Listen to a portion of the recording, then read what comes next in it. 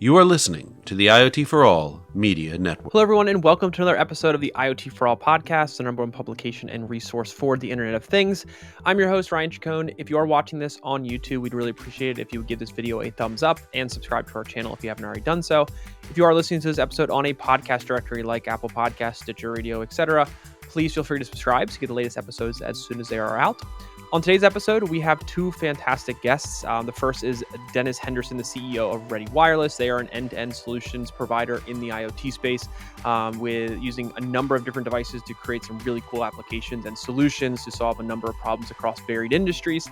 And then Bruce Chatterley, the CEO of Senet. They are a leading IoT connectivity provider with a lot of emphasis placed on LPWAN networks and solutions. Very cool company, a company that I believe we have had on the show before. I know I've spoken to Bruce many times in the past, and he is a fantastic guest. So Bruce and Dennis do a very good job today, kind of talking about a number of different topics. We talk about LoRaWAN and how it's really become the de facto standard for low power wide area networks, top use cases that are utilizing LoRaWAN, what is really driving adoption in this space, the key success and things that people need to be thinking about when adopting this technology to deploy solutions around, as well as the challenges with LPWAN solutions, which obviously, as great as some technologies are, there are always challenges that are important to understand and learn from in order to overcome them and increase the likelihood of success with any type of deployment. So we talk a lot about that. But overall, Bruce, Dennis, great guest, great episode. I think we'll get a lot of value out of it. But before we get into it, any of you out there are looking to enter the fast-growing and profitable IoT market, but don't know where to start? Check out our sponsor, Leverage. Leverage's IoT solutions development platform provides everything you need to create turnkey IoT products that you can white label and resell under your own brand. To learn more, go to iotchangeseverything.com. That's iotchangeseverything.com. And without further ado, please enjoy this episode of the IoT For All Podcast. Welcome, Bruce and Dennis, to the IoT For All Podcast. Thanks for both of you being here this week. Thanks for having us, Ryan. Absolutely. Looking forward to this conversation. Let's go ahead and kick it off by having you both give an introduction about yourself, just a quick overview of kind of your background experience, and we'll start with Dennis. Thanks, Ryan. Dennis Henderson, the CEO at Ready Wireless. I've been a telecom rat my whole career, old landline or long distance salesperson. That was my very first gig professionally, transitioning all the way through to this current role in the wireless space. Ready Wireless is an application solution integrator is probably the best way to say it. So it's a bit of a mashup of systems integrator and solution provider. At a high level, we utilize networks like Senet to be able to meet data where it's at by usually attaching a device wherever the data is that the end customer needs to know about, getting it via the network to our user interface, to our application layer, and then visualizing that data to allow the customer to provide or to make good business decisions. So it's got to be meaningful, actionable data. Right. Fantastic. Speaking of Senet, let's bring Bruce in here. Yeah, hi, I'm Bruce Chatterley. I'm CEO of Senet. I've been a technology and telecom entrepreneur for the last 22 years here in Seattle. Senet is actually headquartered in Portsmouth, New Hampshire. Prior to that, I worked for really big telecom companies, Ameritech and US West, and other really, really big companies, IBM and GE. So unlike many people, I started really big and went really small, and now I'm growing companies, which has been fun. So Senet is a developer of cloud-based software and services for the rapid deployment of IoT networks where they're needed, when they're needed, and at the right cost. And so in addition to the cloud-based software and services, we happen to run one of the and own one of the largest publicly available LoRaWAN networks in North America. And then in addition to that, we have extended network services with interconnections with companies like Helium, where we've interconnected globally with the Helium network, and then a developing capability with Eutelsat for a satellite-based LoRaWAN network capability. So, we play that middle role in Dennis's description, which is between the device and the application, and we help companies like Ready Wireless, connect those, manage them at huge scale, and manage the devices and private networks in production and in life cycle. Fantastic. And could you or Dennis feel free to jump in here, just kind of talk and maybe elaborate a little bit more on kind of the relationship that you all have and kind of how you work together in a bit more detail. Maybe feel free to bring up any use cases or applications that are kind of deployed and how the pieces that both of you provide fit together. Good. Go for it, Bruce. Well, I'll just start by saying, how we found each other, and there's a business problem out there, which is, our end customers come to us, and Senet, because of the position we occupy in the value chain, we have a lot of top of the funnel leads that come in, people with business problems that are really vexing, and oftentimes they will have a device. They'll say, hey, I got this device, but I got no application. Or I've got this partner here with an application that needs a device, or neither of the two. And so, we struggle with those constantly on a day-to-day basis, trying to play matchmaker to say, okay, here's this device guy in some other country, here's this application provider here. We try and bring them together on behalf of the customer, and it's really complicated and really hard and takes a long time. And so we were introduced to Ready. I think actually I just made a cold call to you, Dennis, when I saw something on the internet, and you did. It's a marriage made in heaven. Really, basically Dennis and his team solve that problem. They come, they look at, the reason we are working well together is we're both intensely focused on the customer problem, solving the customer problem. And so Dennis has been able to bring the solution, which combines a variety of different things, including the device and the application. And I'll let Dennis talk about how he does that. But that's really why it's important to Senet to partner with Ready, is they solve that problem of device companies not having an application companies not having a device, and companies trying to figure out the two. Cool. Yeah, Bruce, I concur. It's a match made in heaven.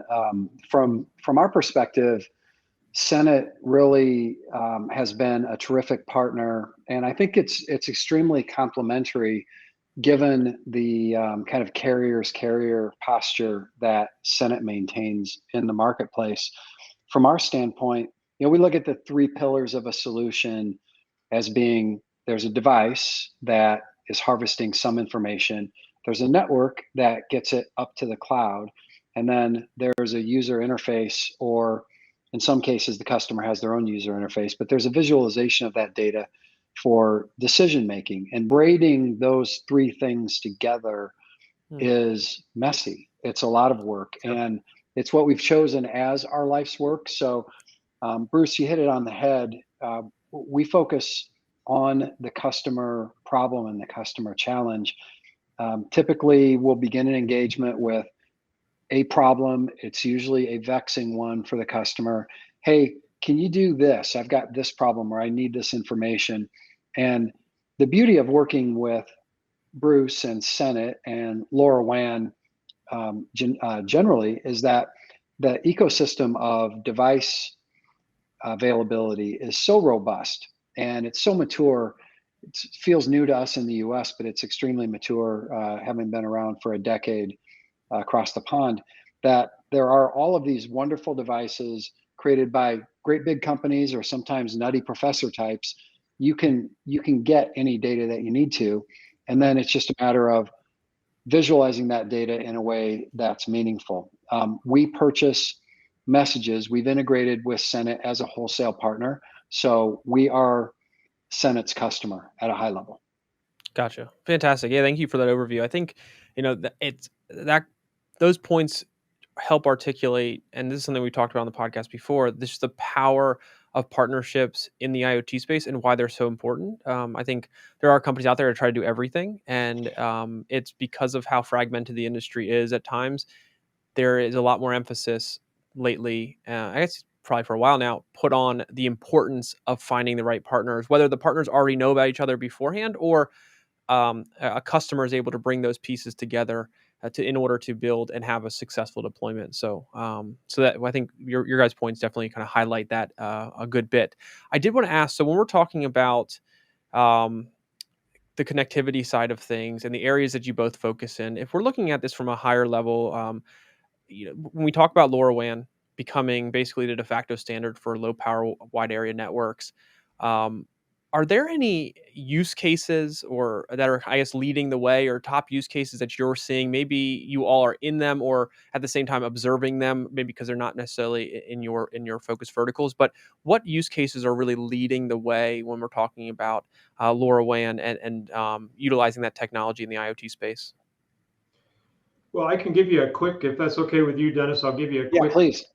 overview of kind of our global business and where Sure. things are happening fast. The first is in the utility space. So we're doing a lot of work in water utilities to AMI enable water meters. So that's the ability to read meters over the air.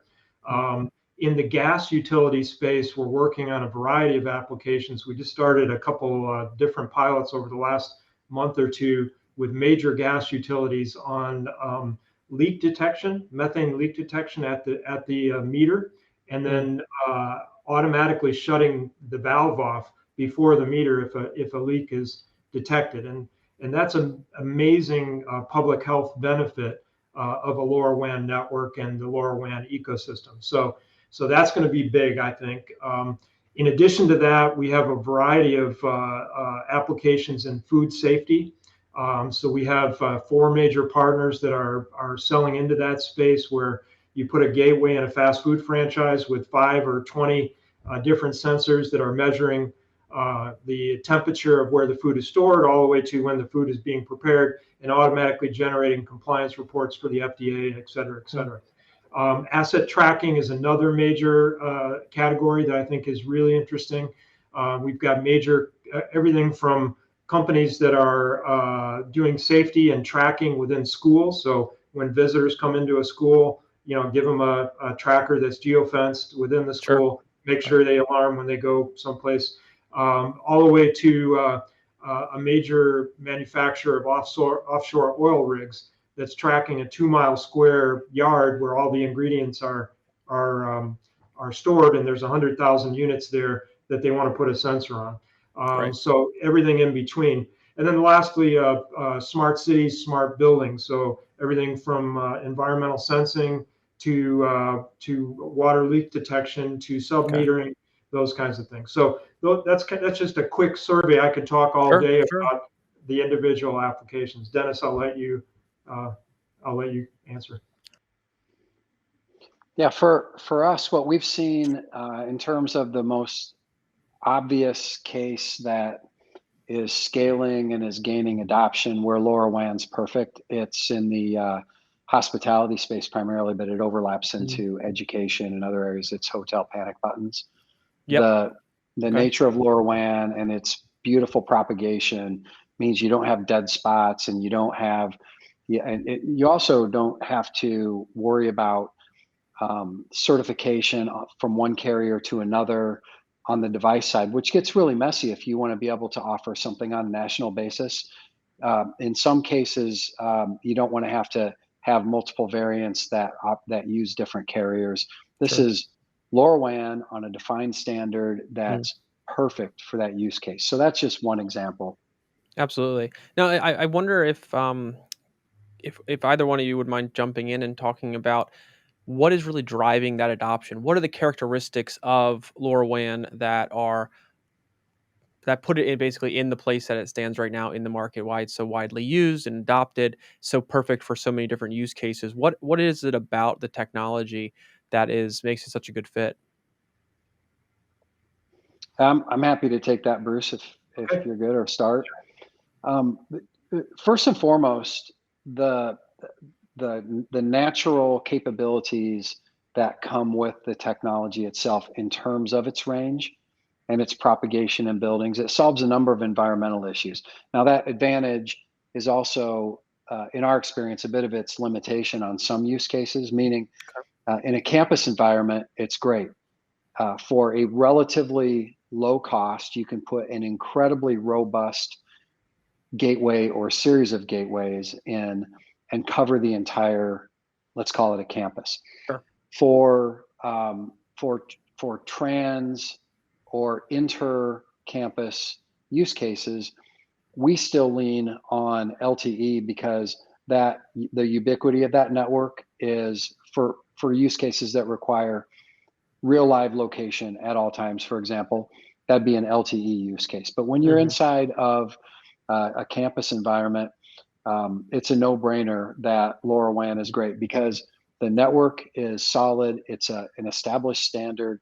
There's a vast ecosystem of sensors that can be added to it, and highly, highly secure, inherently highly secure. So these are all really compelling reasons to use it. And by the way, one last thing, in terms of the inter-campus, or let's say an interstate use case, LoRaWAN's not far behind. And for some use cases, if you just need to be location aware as location specific, I think LoRaWAN's an option that you're going to start seeing adopted in more and more use cases.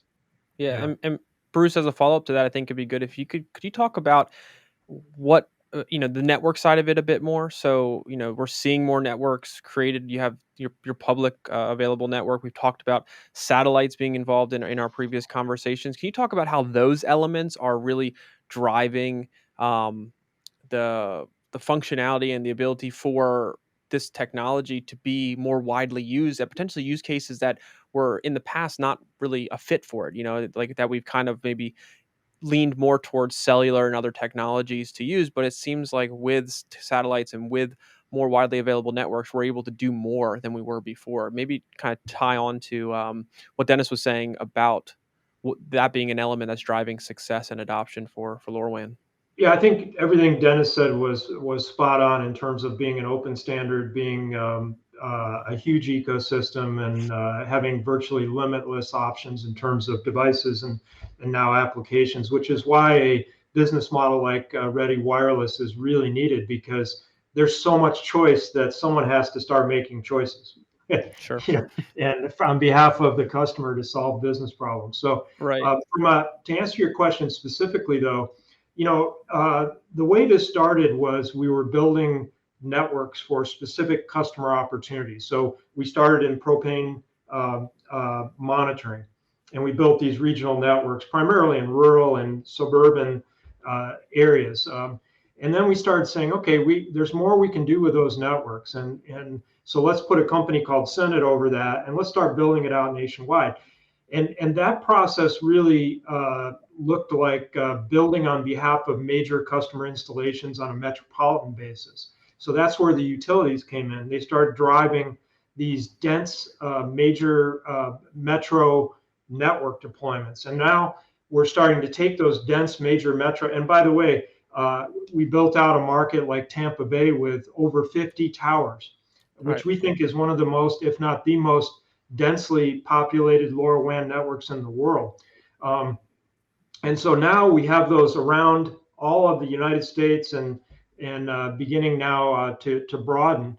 And we're starting to say, okay, we have customer demand to connect those islands. I want to track something that's going between the islands. And then when it gets to the island, I want to track more detailed things. And so that's where the Helium interconnection came in, where we said, okay, the business case as a network provider right now for building dense network between islands is difficult.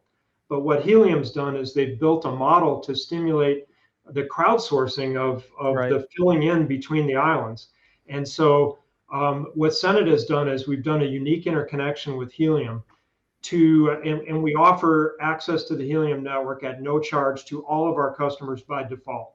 So you get that in addition to the Senet network.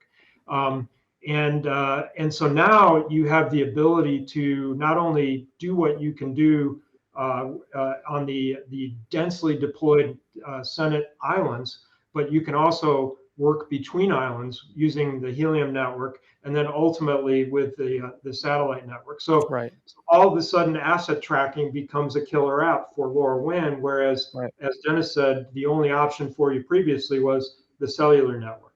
Absolutely. And so I think that's starting to pop up a variety of different new applications and use cases that are going to be really exciting from a LoRaWAN standpoint.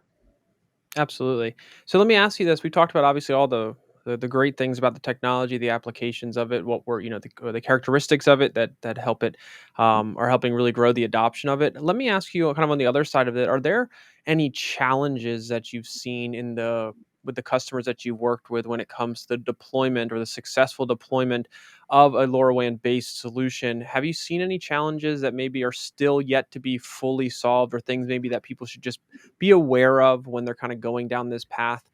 Because it seems like there's lots of obviously positives for utilizing this technology to launch an application on. But I'm curious if there's maybe like other challenges that kind of come up that are being worked on, or you feel are really important to continue to work on addressing.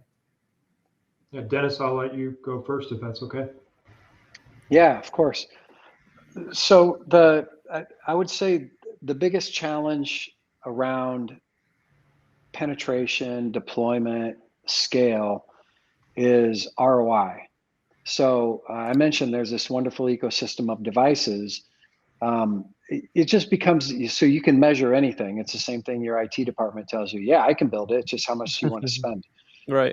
And that really has been the key, which is why Bruce's initial comment that it begins with what problem is the customer trying to solve is really the linchpin. So we've taken kind of a bifurcated approach. We have certain solutions packaged up, like we have LP tank monitoring, we have fleet and asset tracking, we have hotel panic button. Those are 3 examples.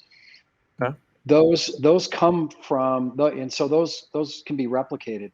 We also do a ton of bespoke work on the other side of the coin, where we come in and are blessed to be able to be shared, have a customer share a problem with us, and we have the ability to then start to attack that problem alongside the customer.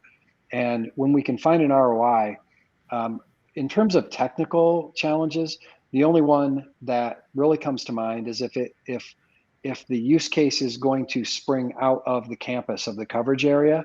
Okay. And that's where we have kind of a different experience, I think, in terms of campus, because we do a lot with enterprise and building centric deployments. Bruce builds whole networks in whole cities. And so it's a completely different perspective that we really enjoy when we're in those cities, on those islands, let's say. Right. Yeah, I think from my perspective, the fundamental challenge is the reason why Dennis and I have struck a partnership, and that is that companies know what their business problem is. They're not sure how to get started. They've done some research. They figure, I know it needs to be a low-cost battery-powered device because I need to deploy 50,000 of them. So I know it's got to be in this category, but I'm not sure how to get started. And so they come to us and we say, okay, what do you need? And they're like, well, I think I need this device and I'm not sure what to do with it. Can you refer me to someone who has an application platform or can help me build it? Right. So that's where we're really excited about the opportunities that we're working on with Ready Wireless. And so that's one of the fundamental problems we've experienced. I think the other problem that relates to what Dennis said in terms of ROI is once you get that constructed, given that it's generally speaking, a new category, you get these POCs, and the POCs tend to take some time. And we know the scale is there, but it slows things down because customers are trying to work their way through the ROI. We're starting now to get replicable ROI models, which is one of the things that Dennis has done with his businesses. I don't know what the number you're up to now, Dennis, but it's like 80 different prepackaged applications that each have an encapsulated business case and an approach to the problem that they're solving. So now we're starting to see a shortening of those POC periods and a more rapid rollout. The last thing I would say is on the device side, where we have problems that can't be solved with off-the-shelf devices, there's a growing list of companies in the ecosystem now that are doing, to use Dennis's word, bespoke or custom versions of a device to solve a specific business problem. That's a really interesting category now of partners that both Dennis and I have been working with, that will come up with a unique device and insert it into an end-to-end application. That's a problem that we've been struggling with, because if the device didn't exist, there were very few companies other than offshore manufacturers you could go to get it. Now we have onshore companies that are really good at this and produce very high quality work, as well as a couple offshore companies that are in the same category. Fantastic. So let me ask you both this: kind of where's the future of the LoRaWAN's kind of technology space? I mean, obviously we've seen it go from or kind of get to where it is now with satellites being involved, the public and private networks, talking about helium on the crowdsourcing side. Where does this kind of go from here, in your guys' perspective? What are the next phases of development of this technology and kind of what it will enable in the IoT space? I think I'll just jump in. I think we're all about scale now. I think we have all the ingredients we need as an industry to make this as large or bigger than the cellular industry. If you look at the three categories of IoT, powered and wired things, Wi-Fi, high bandwidth two-way communication, and then the LPWAN. LPWAN is the fastest growing. It represents about 55% of all IoT devices, and LoRaWAN is the dominant global growth engine for that. And so I think we have all the ingredients we need now to scale these. And when I went through the application categories earlier, all of those categories are now scaling to hundreds of thousands. And in some cases, we are quoting million device pricing for our partners. So we're starting to hit stride now. I've been in this since 2017. It's taken 4 or 5 years to get there, but we're there. So Dennis, I'll let you answer. Yeah, Bruce, I would agree. I was going to refer to the old marketing adoption curve where you have early adopters culminating in laggards, and you get to that sweet spot of mass adoption. And I think we're at the very, very, very beginning of the mass adoption phase in a number of use cases. One thing I would add is where I would see it going is, by the way, one of the key developments I think is the location-enabled chip that Semtech are putting out. I think that's a huge addition when you add native, location capture on these devices. They become incredibly robust, where you get out of the business of needing to triangulate or somehow otherwise infer general location. So you shift from location awareness to actual location reporting.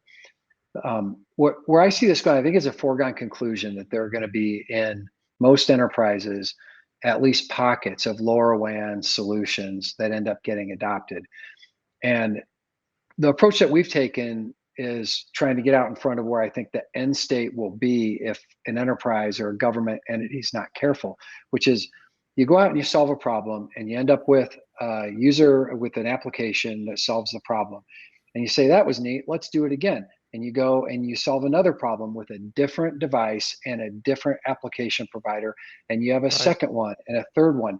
And you can solve so many problems that if we fast forward 2, 3, 4 years from now, the average enterprise may have 5 to 10 of these, and they wasted 2 to 3 years going through a process for all of these different use cases, having to braid together those 3 strands: the device, the network, and the UI.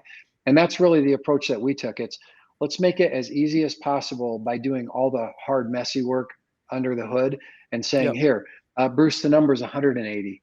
We have 180 different solutions, different point solutions on our application layer.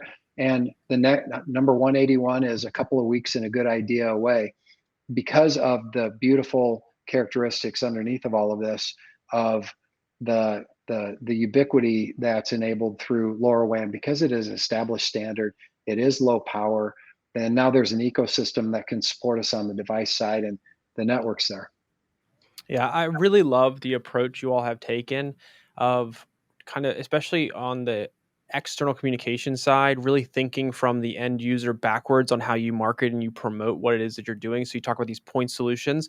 I think it allows, especially the non-technical potential buyers, to really understand what it is you do and relate better to the actual problem that the technology is able to solve for them, and not have to require them to have a deep knowledge or understanding of the technology and how to put everything together, and just be like, look, just trust us.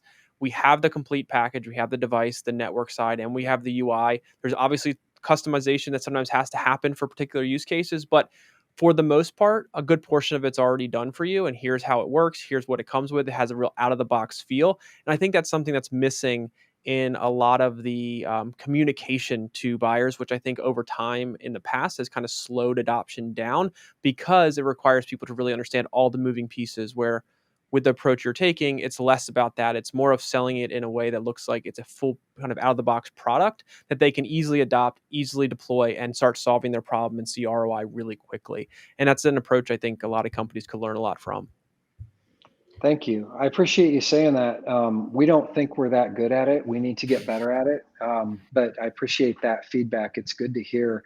The key is you have a problem you need to solve. Right now, I've solved a problem, which is I don't want to hold a phone up to my head.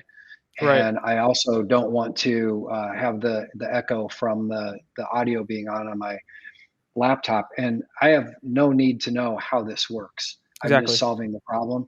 That's the approach that we're trying to take, because I agree with you. What slowed down adoption has been the ROI. When we built this, and it's been many years in the making, it was pretty daunting. There are a lot of, there's a lot of plumbing here. And so being able to kind of fast track that and, take the hard knocks that we learned from and make those go away for the customer. We do think that's valuable. And it's not for every customer. Many enterprises want to and can do this themselves. In that case, we just pump the data into their data lake and they let their guys do what they want to on the backside. But for mass adoption, it's got to be something where it can arrive provisioned. You put the sensor where it goes and you're harvesting and using the data. And that's what we try really hard to do. Yeah, it's definitely been a shift I've seen over the last probably year to 2 years. People starting to kind of shift away from the platform approach and marketing language to more of it as kind of a productized offering, at least from a marketing standpoint. I think early on, the tech was people, they obviously loved the tech. A lot of engineers were involved in building the technologies out there, and that was kind of who they were selling to, who they were promoting to. But as this has gotten out of that initial early adopter phase and starting to get more widely understood, it needs to be made more easily available or easily adopted by the masses who are not all technical and also don't care how a lot of the technology works. They just want it to work. They don't want to have to go through all the pieces. They want to trust someone like you to put the pieces together at the right cost, for it to work correctly, for them to solve the problem that they have so they can see that ROI. And it requires the network side, everything that Bruce and you all are doing to make this stuff viable, and not have to necessarily rely on things that may be overkill for a particular solution to actually exist. So, yeah, this conversation, by the way, has been fantastic. I appreciate I love the angle that you both kind of come at this from, so I can see how working together has been so successful. I did have one last question just for both of you to kind of answer: is for people out there listening and watching this episode, what advice do you have for them to how to get started down their kind of IoT journey? Let's say that they're very early, they're listening to this, they're like, okay, this makes a lot of sense. I'm convinced that these technologies can help me in my business or my customer's business. How do they get started with this? How do they start thinking about it? What do they need to do internally just to kind of give them the best chance of success once they kind of get in touch with a company like yours? Yeah, I would say, just putting my big industry hat on, there's an organization called the LoRa Alliance, which we are a member of and a founding member and on the board of. That's a good place to go to learn about the protocol, to get a sense for use cases, ecosystem, those kinds of things. That will be a good place to get grounding. But I think you can call either Dennis's company or my company, and we'll both directly, and we'll both help you get through that process. And what we would probably do is bring Dennis in. To say, what's your problem and how do we solve it? Right. Yeah. Dennis? This is why, in addition to the nice plug, Bruce, which I appreciate greatly, this is why we're such good partners, because Bruce immediately goes to exactly the right place. Like, let's look at the industry, help you dig into the technology. I go the other direction. The advice I would give somebody that wonders about what can they do with IoT, it'd be probably two pieces. One, you know what the word or what the term IoT is supposed to mean. Just quit thinking in terms of IoT. That's my first piece of advice. Don't get hung up in the technical weeds. Second piece of advice is catalog the top 2 to 5 things, top 2 to 5 problems, whether those are lack of efficiency or lack of visibility or lost profit opportunity that you perceive. What are those problems that you would like to tackle? Catalog those and quantify those. What are they worth? We see so many solutions looking for problems. It's really a lot more fun to see a problem looking for a solution. And when we start there, then the enterprise, the government entity, whoever we're talking to, we can really start talking in a language that's common, which is business language. Here's what you need to solve. If Bruce had someone call me, I might frustrate them because I would ask a lot more questions than I would actually say things that would make them feel educated in the first conversation or two, because I can't do my job, nor can my team, unless we understand the business and we understand the business problem. Yep. And then we can deliver a customized version, a customized view of one of those 180 point solutions, or 5 of them or 10 of them, all on the same pane of glass that answers the questions that they have, maybe provides a little bit more insight based on our experience, but it just gives them what they need. Absolutely. So figure out what is the problem you're trying to solve. Yep. One other element, just to add to Dennis's comment, is that think innovatively about how I have this concept that to your question earlier of where are we going. I think LoRaWAN gives you the ability to literally instrument the physical world. So because it's battery powered and because of the shrinking of these devices, the low cost, you can literally instrument something which is a leaf in a field all the way to the restaurant and everything in between. So I had a call today with an industrial company that's, I can't tell you what they're going to instrument, but it's a thing that we all use every day that you would never think you would put any electronics on it at all. And they're really being creative around it. It's going to change their business model and their position in the industry. So I'd say that last element, in addition to everything Dennis said, would be, once you understand the technology, think creatively about how it can transform your business model. Absolutely. And for our audience out there, I totally agree with you completely. I think a lot of our audience obviously does too. For our audience out there who wants to learn more and maybe follow up on this conversation with either one of you or your company teams, et cetera, what's the best way that they can do that? So for us, it's www.senetco.com. Fantastic. Dennis? ReadyWireless.com. Fantastic. All right. We'll make sure we link all that up so that our audience can easily get in touch, follow up. Both of you, thank you so much for your time. This is one of my favorite conversations I've had in a while, talking about this from both of your sides, seeing how you kind of complement each other, really stress the importance of partnerships in the industry in order to kind of really get to success for these deployments that we need to see in order for adoption to continue to increase. The approach you both take is fantastic, and no wonder you guys are working so closely together and seeing a lot of success. So thank you both so much for your time. Really appreciate it, and would love to have you both back at some point in the future. Always a pleasure, Ryan. Thank you. Thank you, Ryan. Thank you, Bruce. All right, everyone. Thanks again for watching that episode of the IoT For All podcast. If you enjoyed the episode, please click the thumbs up button, subscribe to our channel, and be sure to hit the bell notification so you get the latest episodes as soon as they become available. Other than that, thanks again for watching, and we'll see you next time.